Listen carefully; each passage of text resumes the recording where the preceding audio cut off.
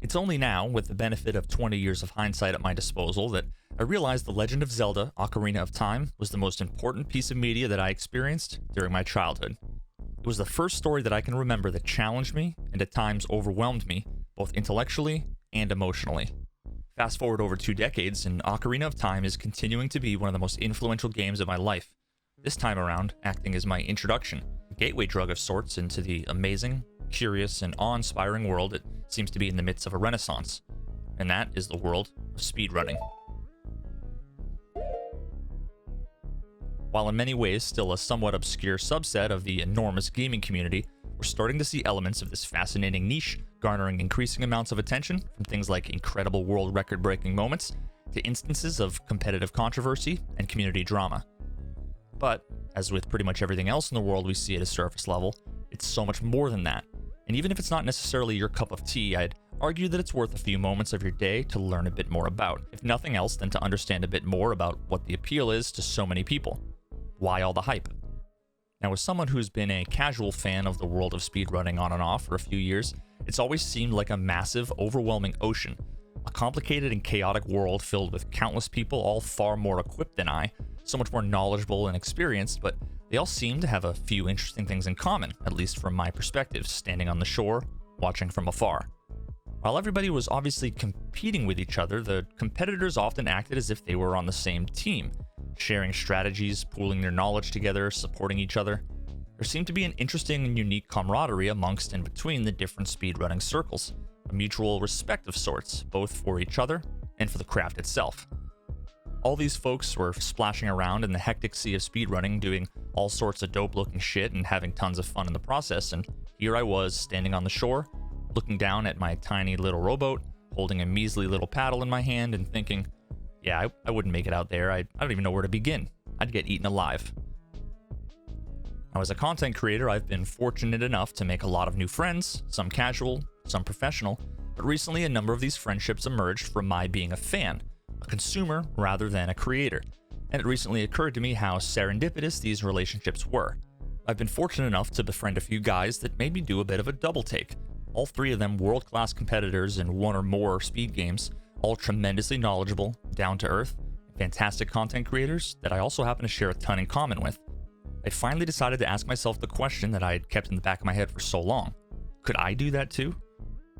Now, if you're anything like me, when you see people performing at the top levels of any discipline, you immediately will think 2 completely different thoughts. First, wow, that looks amazing. And second, I'm pretty sure I could do that.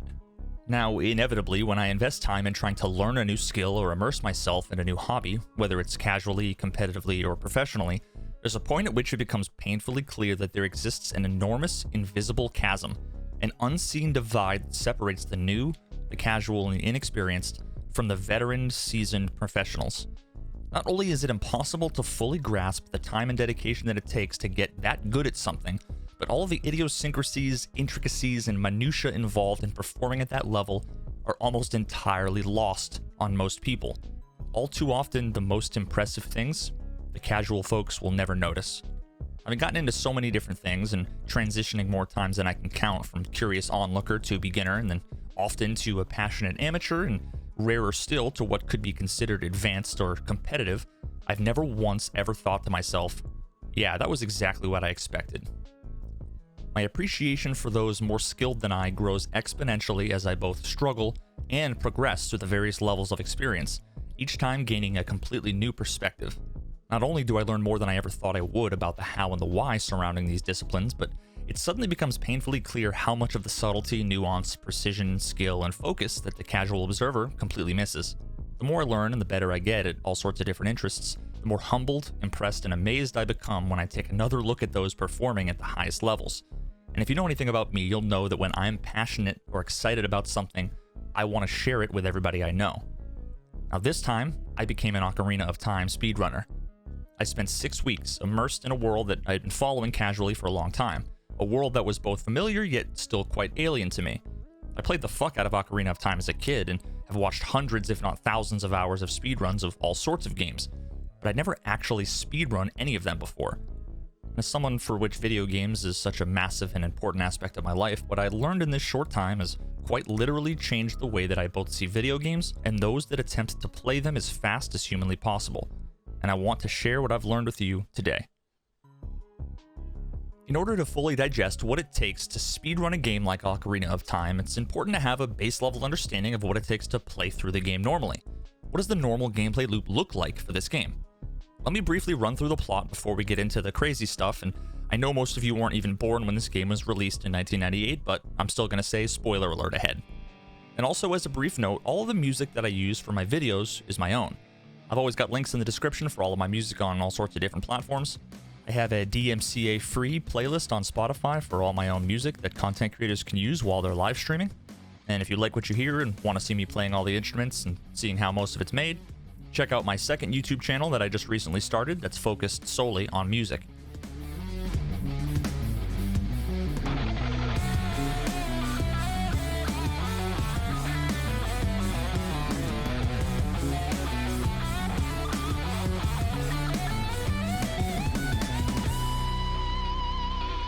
Alright, enough of that.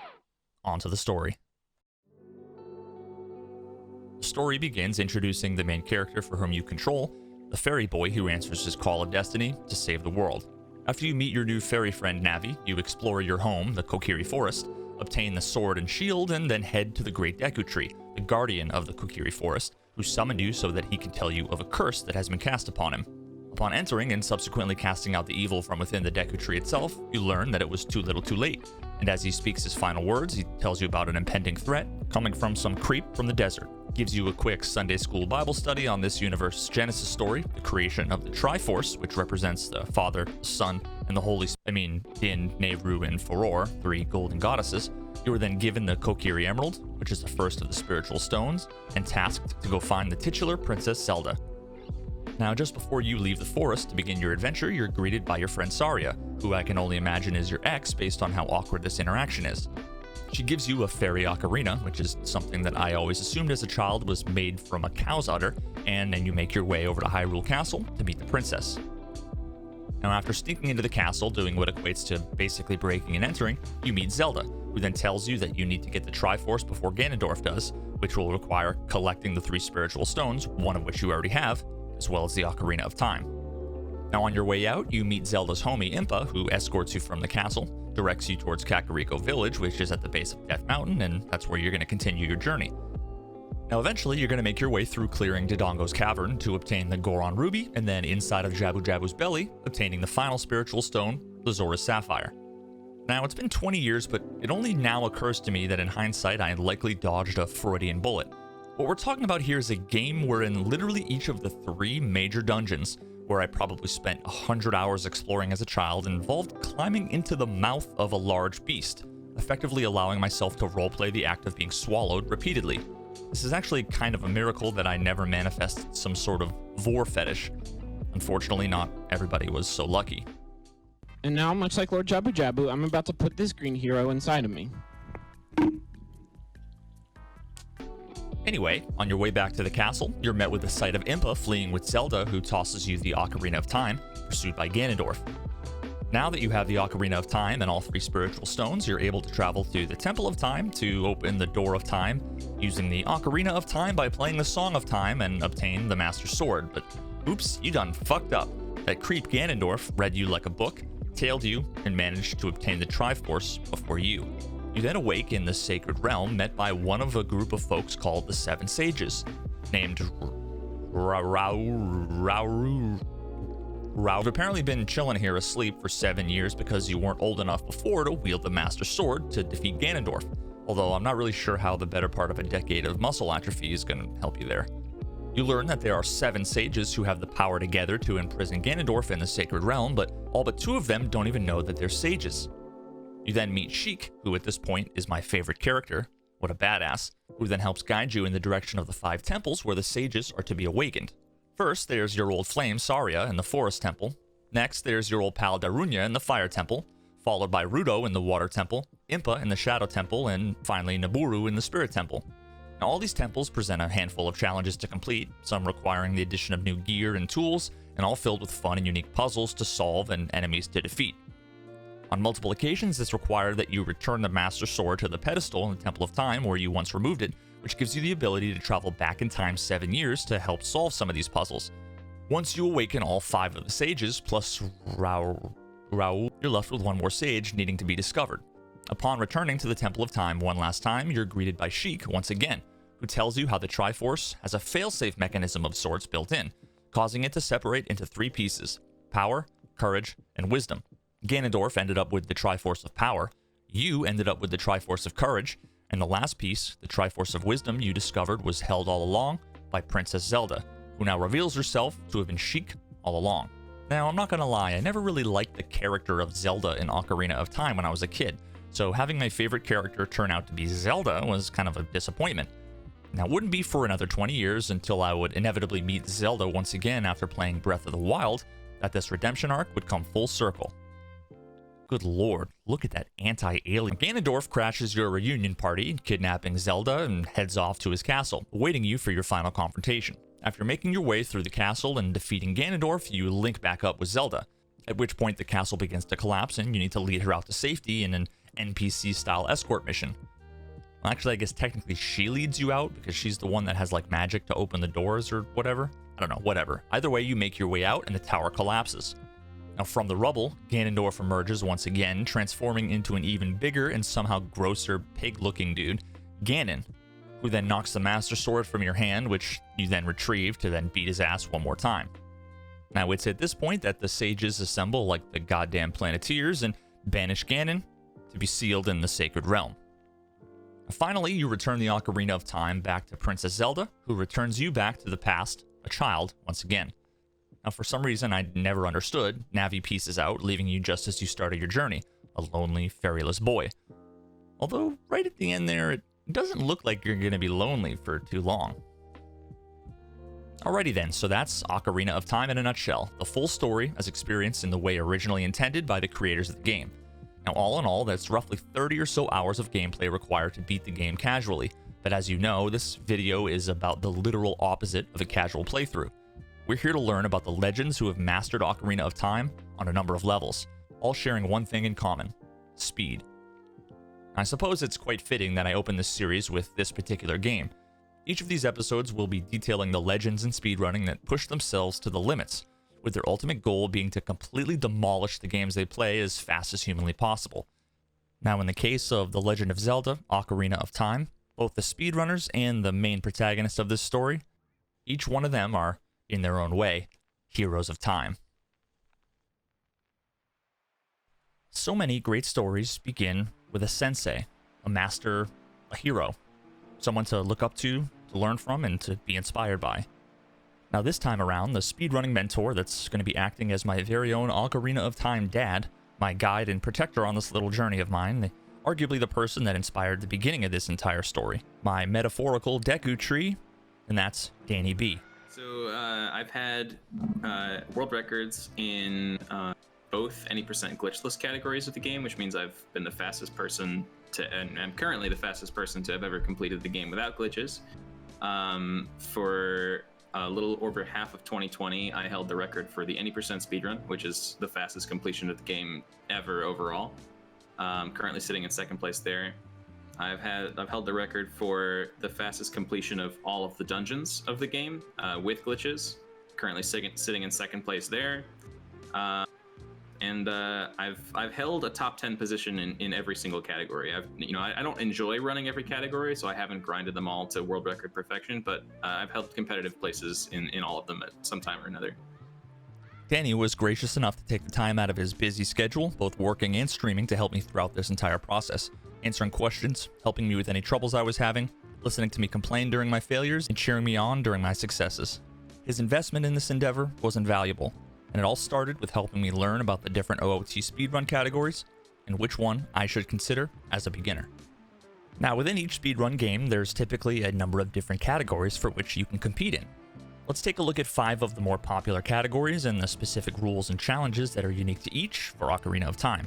I'll be detailing the high-level rules for each, but just know that if you head on over to speedrun.com, you can see the far more detailed and specific rules pages with all the caveats and clarifications listed for you. Now let's start with the Big Daddy, the impossible challenge that so few of us kids ever completed.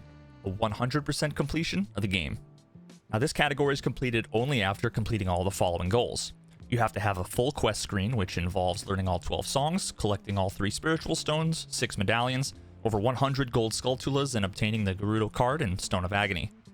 You must have the following items in your inventory: Deku sticks, Deku nuts, bombs, and bomb shoes, the fairy bow along with fire, ice, and light arrows, slingshot, boomerang, and long shot, the megaton hammer, all 4 bottles, Din's fire, Farore's magic, and Nehru's love, the lens of truth, the magic bean, and the Ocarina of Time, the claim check, and any mask. Now, on your equipment screen, you have to have obtained the Kokiri sword, Master sword, and the Bigoron sword, the Kokiri shield, Hylian shield, and mirror shields, the Kokiri tunic, Goron tunic, Zora tunics, boots, iron boots, and hover boots, the 50 capacity bullet bag, 50 cap quiver, 40 cap bomb bag, and golden gauntlet, and golden scale. Along with the previous requirements, you need to collect all the hearts and upgrades so that your HUD has at least 20 hearts, double defense, double magic, and 500 rupees. And once all of those requirements are met, the player can finally go to Ganon, defeat Ganon, and then the 100% run is complete. Now, the purest form of this run, in my opinion of course, is known as glitchless 100%, which is probably the closest approximation to a real playthrough you and I might remember from back in the day, the quote-unquote intended gameplay experience. Under the current rule set for glitchless 100%, the fastest runs to date were done in under 6 hours. Now, as you might expect, taking advantage of the various glitches in the game can give you a host of advantages for speedrunners. Some glitches allow access to areas that we normally wouldn't be able to access, either earlier than we'd expect during a normal playthrough of the game, or areas never actually intended to be accessed in the first place. Now, other forms of glitch movement allow for all sorts of different ways to traverse the map that can save huge amounts of time, both with their increased speed, as well as with other benefits like skipping dialogue and cutscenes. Now, because of my computer science background, my personal favorite glitches are known as SRM and ACE, which stand for Stale Reference Manipulation and Arbitrary Code Execution. These techniques take advantage of hardware limitations of older consoles and their underlying software architectures to literally alter the bits and the bytes of the game's memory to force it to do what we want. I'm going to be referencing techniques like SRM or ACE a few times as I discuss more of these categories, but this video probably isn't the best place to take the time to explain how those work. Now, what I'll likely do is put some links down in the description pointing to some videos that explain these things quite well. Now, doing a 100% route with glitches is nearly twice as fast as the glitchless counterpart, with the fastest times currently hovering around the 3-hour mark. The next major speedrunning category is known as any percent.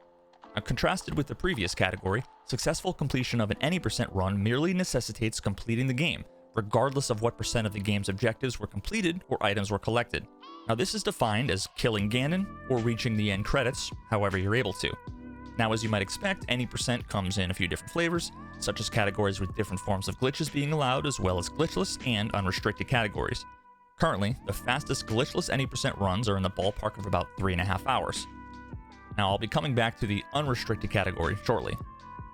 Now, in the meantime, let's move on to the next of the main categories, known as MST, which stands for Medallions, Stones, and Trials.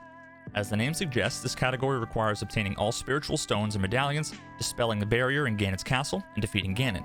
Currently, the fastest runs in this category are around 2 hours. The next category is All Dungeons, which includes collecting all spiritual stones and medallions after defeating the boss of the 8 main dungeons, and then completing the game either by killing Ganon or warping to the credits. Although all of the current fastest times I saw utilize some form of warp directly to the credits rather than killing Ganon. This category, without the use of stale reference manipulation, has been done in a bit over an hour, and the runs using SRM are currently done in around 40 minutes. Now, the final category here is known as Defeat Ganon, and requires only that Ganon be defeated. This sits at around 17 minutes for the no SRM category, and a blazing 12 minutes when utilizing SRM. Now let's circle back on what's uncoincidentally both the current fastest and arguably most contentious category, any percent. Now, this requires only the completion of the game, which for all intents and purposes is simply getting to the end credits. And as well as allowing the use of SRM and ACE, this category is basically begging for us to reach our grubby little speedrunner hands into the gully works of the Nintendo 64, forcing the ones and zeros in the exact places we need to roll those credits as fast as possible. Now, this speedrun is simultaneously the most bizarre, confusing, and mind-blowing of any OOT speedrun I've ever seen, allowing for the game to be completed in around 7 minutes. Yes, you heard me right. 7 minutes. Now, I understand that some of the methods like SRM and ACE and all sorts of glitches are quite controversial, and to the purists out there, these and other speed tricks are considered not really playing the game or even to some cheating. At the end of the day, each community is responsible for determining which categories make the most sense for their game of choice, as well as establishing their own sense of rules and definitions. You have the right to want to ignore, dismiss, or reject any categories or strategies that you please, but at the end of the day, your preference is irrelevant. The entire endeavor of speedrunning is, in and of itself, an entirely arbitrary metagame. Hell, some game designers would probably argue that rushing through their game as fast as possible, even absent the use of glitches or speed tricks, would be antithetical to the spirit of their game, but that doesn't matter either. We should and do have the freedom to create arbitrary goals or milestones for ourselves, to play and fairly compete within games in any way that we enjoy. There's no need to feel as though manipulating the game in some way that allows you to basically skip it entirely is somehow an insult to the game itself. None of the folks that seriously do these sorts of speedruns claim that these types of runs demonstrate that they're masters of the game and its mechanics, or more skilled than those who do something like 100% glitchless runs. It's not about that. It's about all the different ways in which people who are passionate about the game can take a moment, look at the game and think, what if? Could it be done? And then challenge themselves to find the answer. It's all in the pursuit of learning, challenging ourselves, and having some good, clean, competitive fun. So, which category did I choose and why? Now, after doing a little bit of research myself and talking with dannyb, we decided that I was going to tackle the Defeat Ganon, No SRM category. This is essentially a newer name for what used to be the old original Any %, the category that brought Ocarina of Time speedrunning to so many more people's attention back in 2014. It was at this time that Narcissa Wright, formerly known as Cosmo Wright, completed the legendary 18-minute and 10-second run of Ocarina of Time. Hands down, one of the most legendary speedruns ever done. Now, for a lot of folks, including myself, this was both a nostalgic look back at one of the most influential games of my childhood, but also a fascinating and at times mind-blowing introduction to what speedrunning is and could be. There are 3 reasons why I think that this run is the perfect candidate to both break down to understand as an outside observer, but also to try my hand at learning. The first reason why this category interests me and so many others is the duration. Now, I have a pretty short attention span, so the prospect of sitting through a 100% speedrun lasting literally hours and hours as a viewer, let alone a speedrunner, just didn't interest me. As I said before, there's so much more of the game that I'd love to nostalgically re-experience as an adult. If I was going to spend that much time in Ocarina of Time, I'd probably want to do a vanilla 100% playthrough. Now, this route, taking in the ballpark of anywhere from 20 to 30 minutes, is a nice bite-sized throwback. Now, this category is chock full of fast-paced, high-precision movement that's clearly recognizable by anybody who's played the game as undoubtedly skillful in the most familiar locations in the universe of the game, with enough seemingly random, absurd, and impressive glitches and tricks tossed in just frequently enough to pique the interest of a curious Twitch lurker or YouTube video surfer. Finally, the last crucial element of this category is that it ends with what most people consider the true or proper resolution to the plot, dealing the final death blow to the primary antagonist you see in the first moments of the story. What's interesting is many of these glitches and routes that take advantage of some of the crazy broken mechanics of OOT and older consoles in general, there's something less satisfying for the average person about the newer, shorter Any % runs.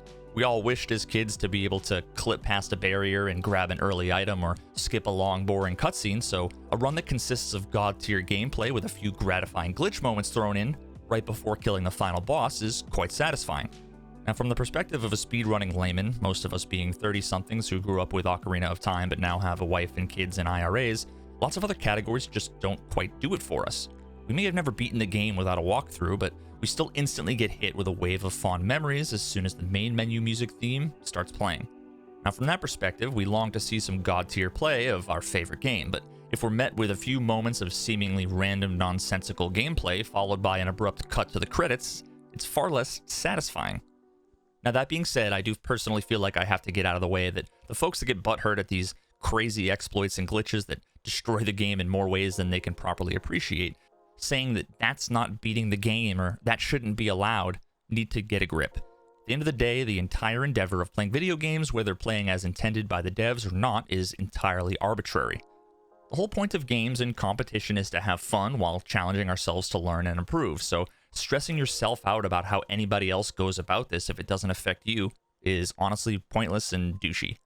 Now, don't get me wrong, there's absolutely a nuanced and interesting conversation to be had about the different categories and rule sets and their implications on the games, the popularity, growth, and success of them in the larger speedrunning community. Just don't be that guy. Now that we know what our category is going to be, we can begin designing our route. Each of the steps in a speedrun route typically has a goal time associated with it, predefined milestones called splits. As runners progress through their runs, they use split tracking software, the one that's the most common being called Live Split, where they can define and display their route along with each of their splits, and include other relevant or useful pieces of information for both them and their audience, like their personal best times, the current world record in the category, etc. When their run starts, they start a timer, and it may or may not increment a run counter, keeping track of how many attempts they've done in their category, as well as track the total duration of the run. When they finish each milestone along the way, their split times are tracked, usually by hitting a hotkey on their keyboard, which results in two noteworthy pieces of information being displayed most commonly. The first is the delta between their predefined route times and their current run's pace. Remember playing Mario Kart back in the day where you could race against replays of your own or someone else's best time? These were known as ghosts. Very often, the time that you're comparing against is your personal best time. You can think of it like a ghost, and the plus or minus times indicate how far ahead or behind this ghost you currently are in the overall run. By comparing these deltas from split to split, you can see trends where runners begin gradually gaining or losing time relative to their goal.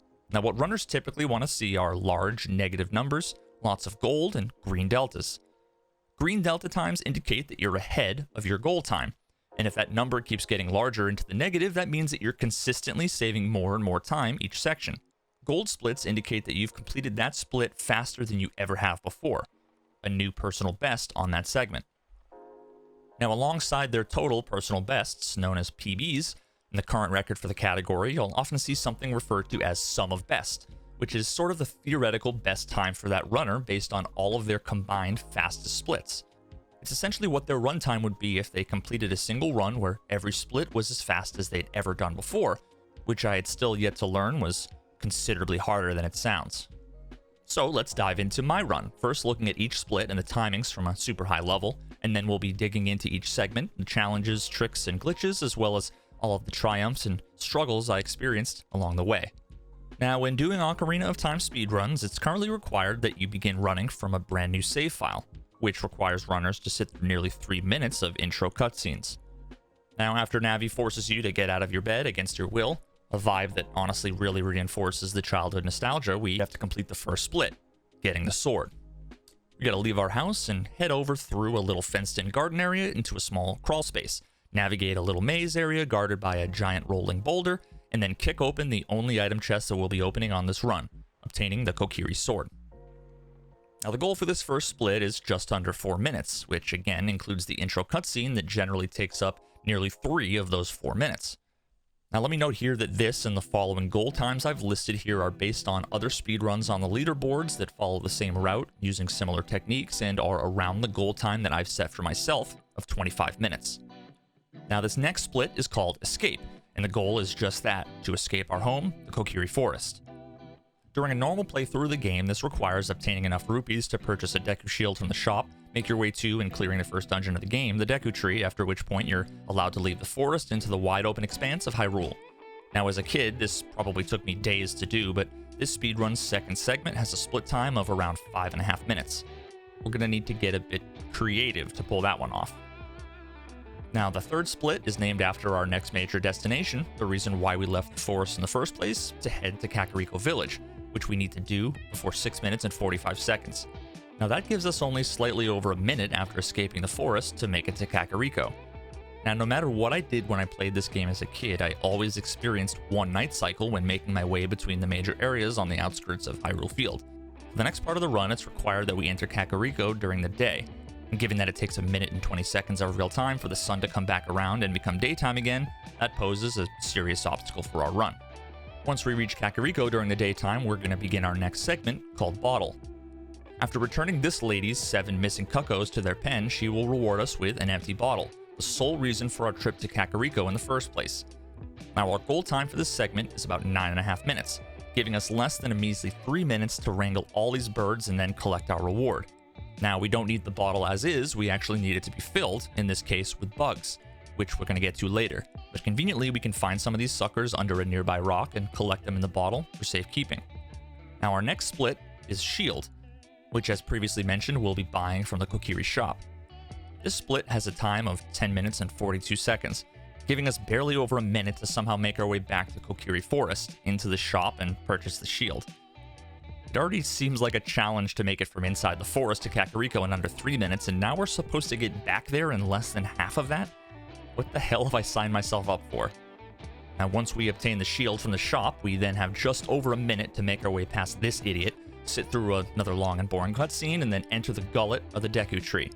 Now, that's actually the first reasonable sounding segment in the whole run. Now, once inside the Deku Tree, we have a number of different strategies that we can employ to get ourselves to our final destination, down to the second basement level. At this point, we're going to be defeating these Deku scrubs in a specific order, catching and talking to the last one to learn the secret weakness of the boss that awaits us in the next room. Now, all of this needs to be done before the 14.5 minute mark. That gives us about 2.5 minutes to do something that, as you guessed, generally takes much longer to do.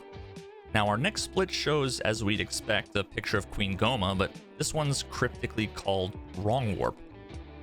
Whatever that is, we need to get it done by the 17-minute mark. Sweet. Bring it on. Now, this brings us to our final two splits, which, looking ahead, we can see adult Princess Zelda under a split titled Collapse and the final boss, Ganon. This couldn't possibly be referring to the literal end of the game, starting with the tower collapse sequence after adult Link defeats Ganondorf, right? You mean to tell me that from the boss room of the first dungeon in the game, basically the fucking tutorial, I have 8 minutes to somehow make it all the way to the tower collapse scene and then somehow kill the final boss? I literally am a child with a wooden shield, a tiny play sword, some sticks, and some nuts. You're gonna love my nuts. How in the hell am I supposed to pull that off, beating the game in under 25 minutes? I mean, at this point, I don't really know why I'm questioning this. We've already broken every law of both universes to make it here, so fuck it. I guess it's time to train. Now, while I began playing this on a legit Nintendo 64 English cartridge that I had as a kid, by the end I was using Nintendo Wii's Virtual Console running a Japanese version of the game. Now, the two significant things of note with this is that I ended up transitioning to using a GameCube controller instead of an N64 controller, which was a challenge in and of itself, but more notably that now I was able to capture my gameplay in HD, no longer in 240p that the Nintendo 64 was outputting. You're likely going to notice quality shifts back and forth throughout this video as I show footage from both before and after this switch, and now you know why. Alright, now we train. Day 1. My quest to defeat Ganon in under 25 minutes had begun. Now, the first thing you may notice is that all of the text is in Japanese. Now, this isn't for aesthetic purposes, it's actually because it's noticeably faster than the English counterpart.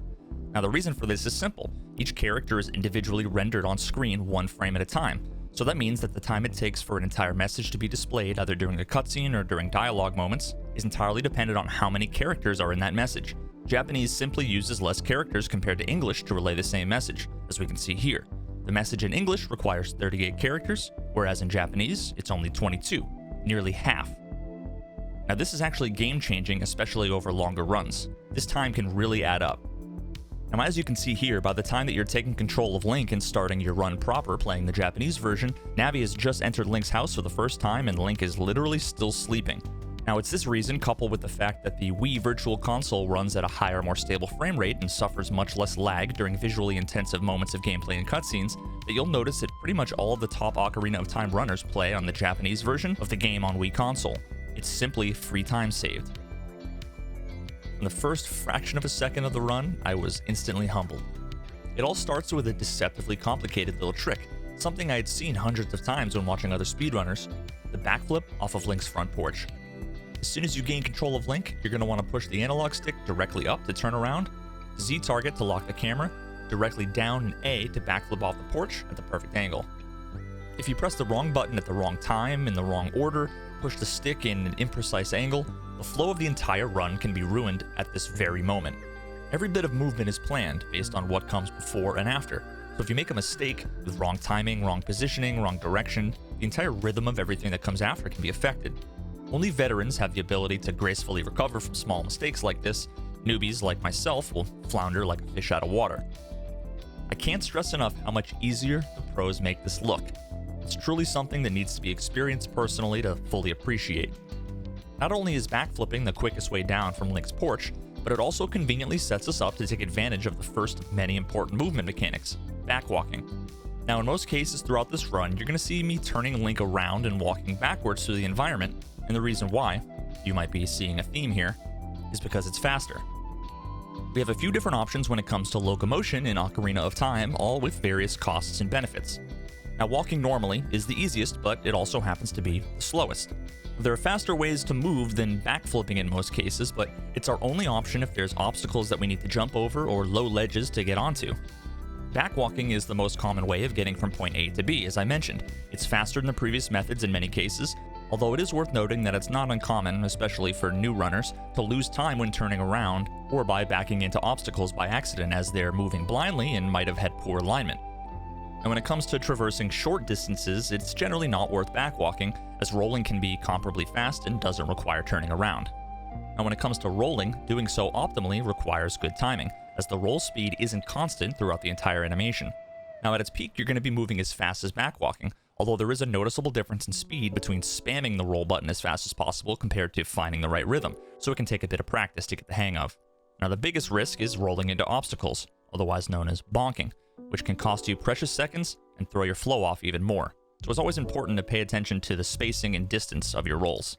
Side hopping is another way of moving that's preferred in some cases, like across small gaps, when you want to move consistent amounts in certain directions, or even upstairs, but typically it's slower than backwalking and does require careful timing. Now, the final type of movement that I'm going to mention here, but I'll be covering in more detail later, is known as an extended super slide, or ESS. Now, there are a number of different variations of this trick, sometimes referred to as a WESS, or water extended super slide, or a HESS, a hyper extended super slide. Now, needless to say, this method of travel is my personal favorite. Oh! Oh! I'm a fucking gamer, dude! Let's take a look at some side-by-side visual comparisons of the movement speeds of Child Link. Now, note here that some of these speeds aren't necessarily always the same or constant. What's shown is the max value for these.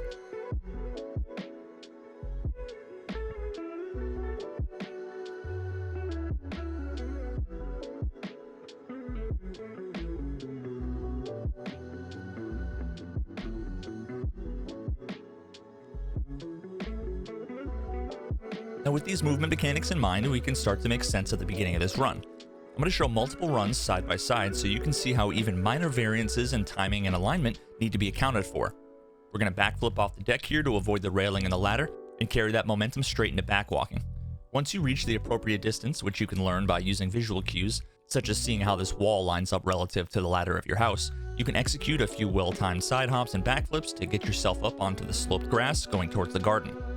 From here, you're going to run up the hill at a slight angle, trying your best to position Link perpendicular to the far wall, aligned appropriately with the fence and the crawl space so you can quickly turn around, backwalk, backflip over the fence, and make your way straight into the crawl space, being careful not to get caught on any of the shrubs, fencing, or bonking on the wall. On the other side of the crawl space, there's a relatively simple pattern to follow to get through this maze. Backflip or backwalk for a moment, side hop twice, walk backwards briefly until you can side hop once to the left to collect the blue rupee in the open space, and then side hop to the right 5 times, at which point you should be closely aligned with the chest containing the Kokiri sword, which you backwalk towards. After a short cutscene and dismissing the 2 text boxes, you can turn around once again, backwalk until you're appropriately lined up with the adjacent passageway, and side hop 9 times. And if you timed your initial side hop correctly, you'll land directly on another blue rupee. A few more side hops and backwalking and you're back in the crawl space, at which point you can make use of this brief moment of idle time during the animation to pause and equip your newly acquired sword. Just for shits and giggles, let's make a comparison between 3 different runs. The first run that I ever did, a later run where I was able to perform a bit more optimally, and the world record run by Richard Sage.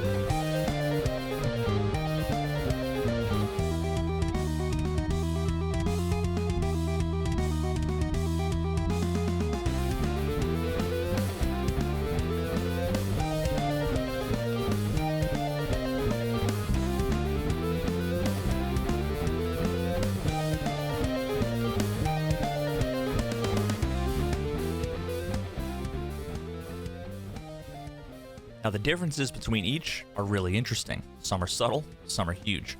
Anything surprise you there? Now it was at this point that I was met with the first major challenge of this run. The first speedrun technique that I had seen but never before done. Executing what's known as forest escape. Now after collecting the Kokiri sword and entering the Lost Woods, you take a right, then a left, then another right, which leads you to an outcropping with a single point of interest, a small pond backed by a large stone wall. Now if you jump into the pond and dive down a little bit, you can see that the stone wall extends down to the bottom of the pond where it forms a tunnel. Now this tunnel is one of the few passageways connecting the Kokiri Forest to the rest of Hyrule, but unfortunately for the casual player, Link is unable to swim deep enough to get into the tunnel, leaving the forest. That is, of course, until later in the game where you're able to obtain an item called the Silver Scale by completing the diving game at Zora's Domain. Now there are a number of ways to leave Kokiri Forest early and multiple strategies of achieving each. The one that makes the most sense for this route, as you likely have guessed by now, is to make use of this underwater tunnel. But how? Now the method that was recommended to me as a beginner to speedrunning is known as the Navi dive. Now this involves climbing onto the stone wall, jump slashing at the right moment as Navi tries to get your attention, and when you initiate the conversation with Navi by hitting C up at the end of the jump slash, you're going to be pushed back slightly during the animation, with the animation showing Link in conversation with Navi. Now from the perspective of the game, Link is kind of in a glitched, conflicted state that he shouldn't be in, but for our purposes, it's convenient. He's both supposed to be standing, talking to Navi, but also has nothing to stand on. And because he's in this frozen state, the water physics don't apply to him in the same way, which causes him to fall down to the bottom of the pond. Now at this point, we can regain control of Link and easily swim through the previously inaccessible tunnel.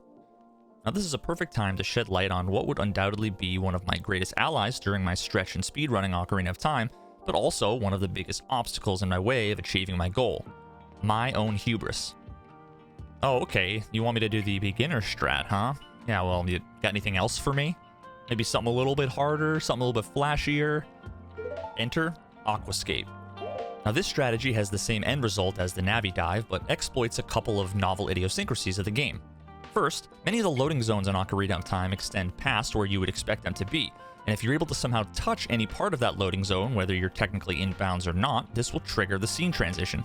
Now if you're somehow able to clip into the stone reliably, all you need to do is move a bit further into the wall, and that causes Link to touch the loading zone that extends from the bottom of the tunnel all the way up to the top of this stone, allowing you to escape the forest. Now the important keyword there was reliably. Now it's at this point that I want to introduce you to a concept that's both one of my favorite as well as arguably one of the most important aspects to Ocarina of Time speedrunning: normalization. Unfortunately for us, the majority of the fundamental movement mechanics of the game are deterministic, meaning that they are in no way governed by elements of randomness. If you're in a specific location looking at a specific angle and perfectly perform the exact same set of inputs, you will always end up in the same ending spot. Now, as long as you're on flat ground, a backflip will always move you the same distance backwards. A side hop will always move you the same distance sideways. A roll will always move you the same distance forwards, etc. Now, this is actually really fascinating because it means that each element of movement can be used as a consistent and reliable building block for larger setups. Now, the concept of normalization is fundamental to not only Ocarina of Time speedrunning, but all sorts of other games as well, and is largely the reason why some are even able to speedrun games, if you can believe it, blindfolded. Now in fact, only a few days ago, dannyb himself finished his first blindfolded speedrun of Ocarina of Time Glitchless Child Dungeons in 3.5 hours. An incredible feat. I'd highly recommend you go check that out.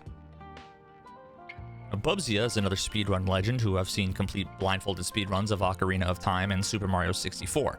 If you're interested in learning more about normalization and blindfolded speedrunning in general, check out the video that I'm linking here. It has everything you'll need. Alright, so there's essentially an infinite number of ways to set this trick up, but only a few that are both fast and consistent enough to want to use in a run. Now, the first one I learned, and is used for most of my initial practice, involves facing the stone from this general position and doing a roll while at the same time Z-targeting, which will snap your angle to be looking exactly south. Now from there, you can carefully turn 45 degrees towards the wall, at which point you can walk up to the wall, execute a left side hop, a neutral roll, one more left side hop, a backflip taking out your sword in midair, and then executing a right side hop, which will have Link properly angled and aligned for the final part of this trick. By pressing B to jump slash with your sword at the right moment, this will move Link forwards towards the corner of the stone, taking advantage of Ocarina of Time's less than perfect collision detection, allowing him to clip inside of it and swim a bit to trigger that connected loading zone. This was the first of many tricks that's what's known as frame perfect, meaning that your input must occur on one specific frame of gameplay. So don't forget that we're dealing with 1998 technology here, so it should be no surprise that Ocarina of Time on Nintendo 64 runs at 20 frames per second. So what this ultimately means is that you're trying to do something on one specific frame, but you need to time correctly down to 1/20th of a second. Now there are a bunch of different ways to make this easier that I'll talk about later, but for those who are new to speedrunning, I want to try and give you a taste of what this is like by making my own little frame-perfect jump slash minigame that you can play along with. I'm going to show Link side hopping 10 times, and on the correct frame where you need to hit B to initiate a jump slash, I will put a big green check mark on screen. On every other frame, I'm going to put a big red X. Try and pause the video on the correct frame so that while it's frozen, you can see the green check mark. And if you did, then you've properly timed your frame perfect input. Now while you play this game, especially anytime you fail, keep in mind that speedruns like this involve dozens if not hundreds of these frame perfect inputs that, if failed, can sometimes mean significant time loss or even the entire run being dead. Doing this over and over can start to make it feel deceptively easy, but imagine minutes or hours of other complex inputs followed by a precise setup like this, and then a one-off chance at this little minigame. Give it a try. And pro tip, you can pause and play YouTube videos using the K button on your keyboard.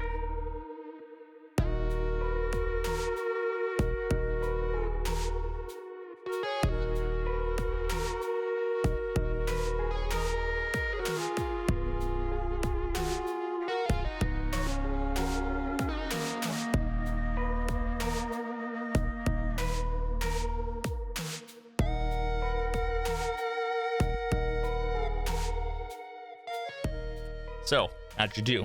Be interested to know down in the comments below. Now, tricks like this throughout the run kept me constantly humbled and reminded me that there's more to speedrunning than learning a handful of tricks and then just doing them while having a timer on screen. Now, for a while I was struggling with the consistency of this trick, largely due to the fact that I was using visual cues, was relying on having Link line up with the corner of this stone wall here, which for me personally just wasn't as reliable. Now, of course, being a musician who started off as a drummer, I eventually developed my own little trick that by chance happened to work for me, using audio cues, with the side hop and jump slash being timed with the beat of the Lost Woods song. Oh my god, wait a minute. Wait. If you just go with the music, the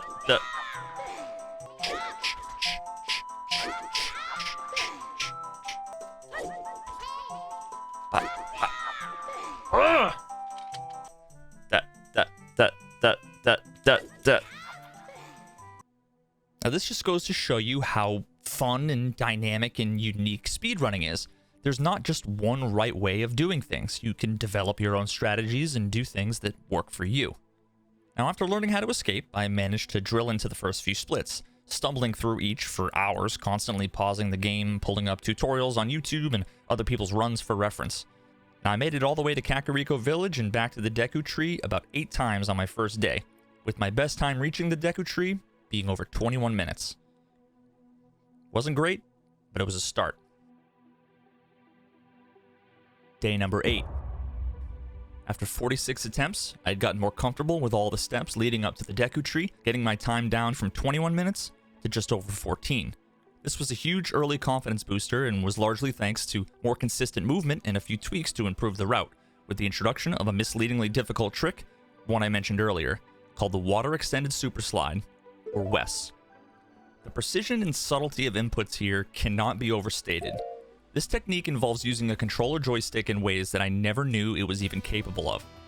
Most Nintendo 64 games that make use of the joystick for things like character movement translate its surprisingly wide range of values to like 2 or 3 different states, usually something like not moving, barely moving, moving slowly, and moving at full speed.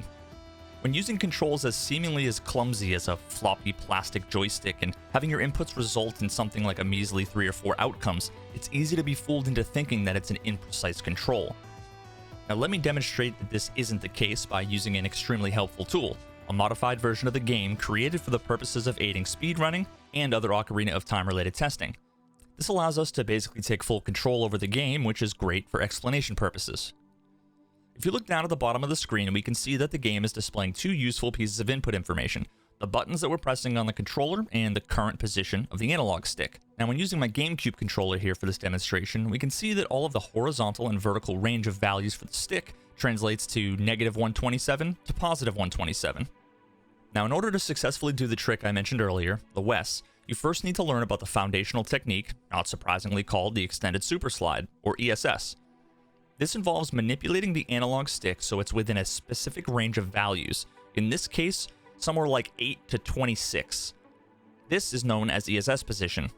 Now, if you have Ocarina of Time, you can test this out yourself by standing in place and very slightly pushing the stick left or right. Once you hit that minimum threshold, Link will just barely begin to turn in place, and if you continue past the maximum value, he'll start moving in that direction. ESS position is essentially the range in which Link would be turning in place, but not moving in either direction. I'm not sure about you, but consistently hitting and maintaining this tiny little range on a janky stick like this is incredibly difficult, at least for me. The inputs required here were far more subtle and precise than I had ever needed to do while using a controller.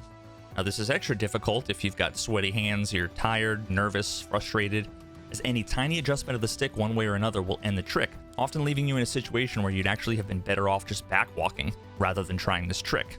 I bring this up now, of course, because after we've escaped and made our way down Zora's River, that's when we need to make our way across Hyrule Field to Kakariko Village.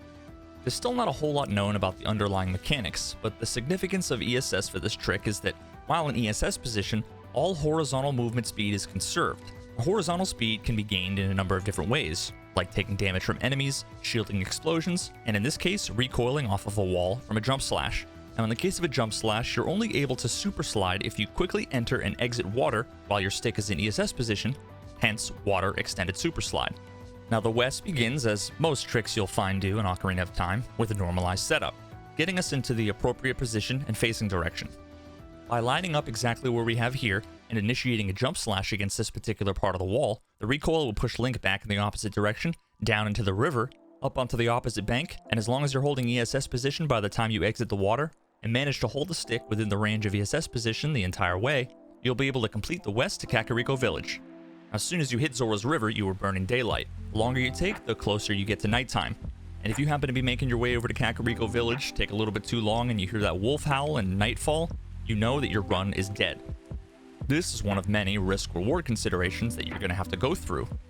If you try to just walk to Kakariko, chances are you're not going to make it in time. As mentioned before, backwalking is much faster, not too difficult, and you can consistently get to Kakariko in a fairly reasonable amount of time, although you are going to be interrupted by a short cutscene and discussion with the owl. If you're able to pull off the WESS first time, you're going to be saving somewhere from 8 to 10 seconds, which can be quite nice. But of course, if you fail it, you may have a chance to try it one more time, but at that point, if you fail, your run is over. You're going to have to get used to making the decision between slow and consistent, or risky and fast.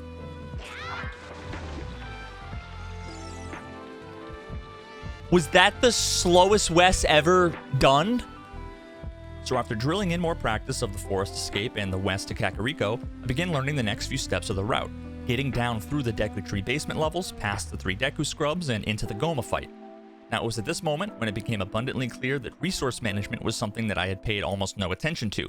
I knew that in order to pull off what I needed to pull off later, I needed a specific number of rupees, Deku Seeds, and sticks, while also ensuring I'm accounting for any edge cases or mistakes.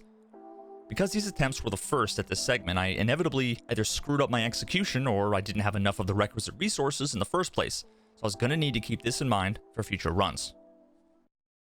Day number 10. The last few days were spent learning and practicing the various aspects of navigating the Great Deku Tree. First was learning the initial trick known as B1 Skip. Now, this involves climbing to the highest point in the dungeon, stunning and backflipping past a giant skull masked spider thing, falling all the way from the very top, doing a side hop right as you land on the web before it breaks under your feet, and then executing a perfectly timed mid-air jump slash against the wall, which will rebound us backwards rapidly. The first time I pulled this off, I couldn't believe it.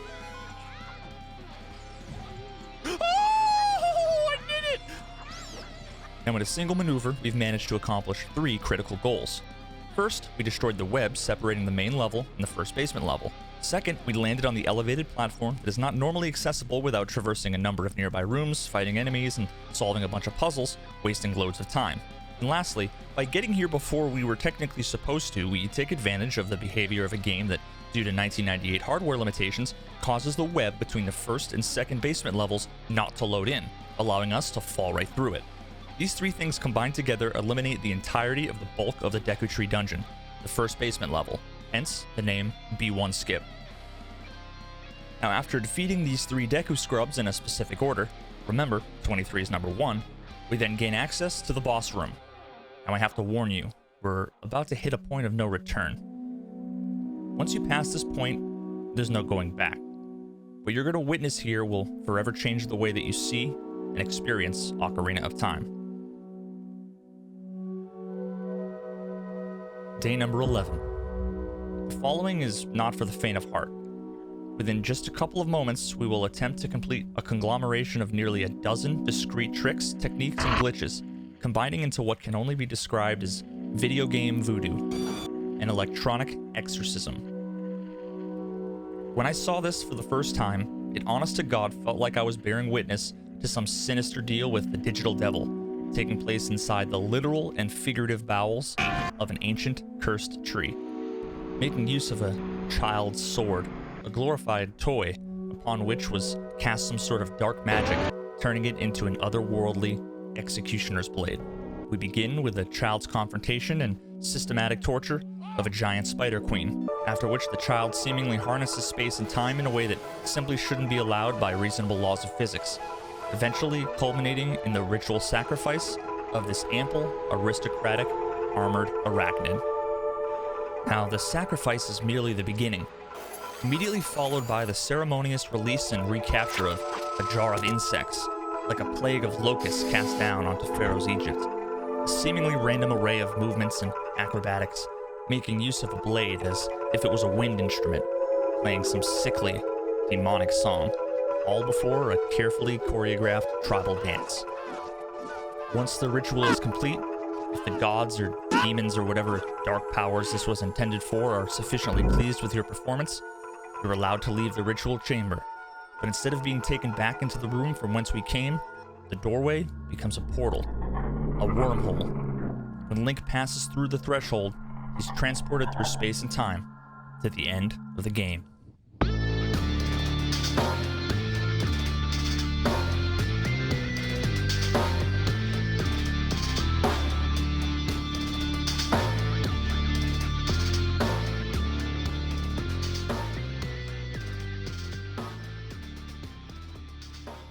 We've managed to skip almost the entirety of the game. No need to collect the other 2 spiritual stones in the Ocarina of Time to open the sealed door separating you from your destiny.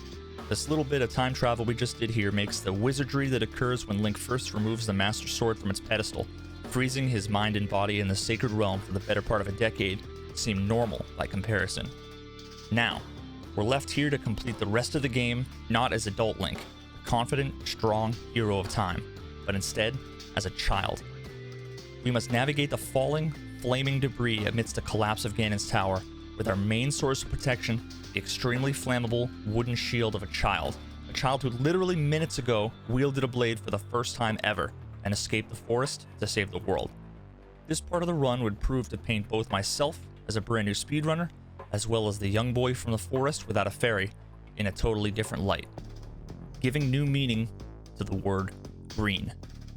Next time, we'll learn just what the hell happened here, how this glitch works, how it was first discovered and harnessed for all sorts of crazy, sequence-breaking speedrunning magic. We'll walk through my own journey of invention and theory crafting as I attempt to design and implement my own unique speedrunning strats, and then we'll be able to find out if after 6 weeks of relentless grinding, if I'll be able to achieve what I originally thought was impossible. After coming so close so many times, dozens of runs lost to stupid mistakes, will I give up? While on pace to complete my fastest run ever, approaching the most difficult make-or-break moments in the run, when I noticed that amongst the excited onlookers cheering me on is the name that has been silently judging me from the bottom of my timer, watching disappointedly over hundreds of failed attempts, alongside the fastest time in the world. Will the pressure of the world record holder spectating my run, the run, be too much for me? Will I have what it takes to be able to achieve my goal of completing a speedrun of The Legend of Zelda, Ocarina of Time, defeating Ganon in under 25 minutes? Will I become, in some small way, my own way, a hero of time? Find out next time.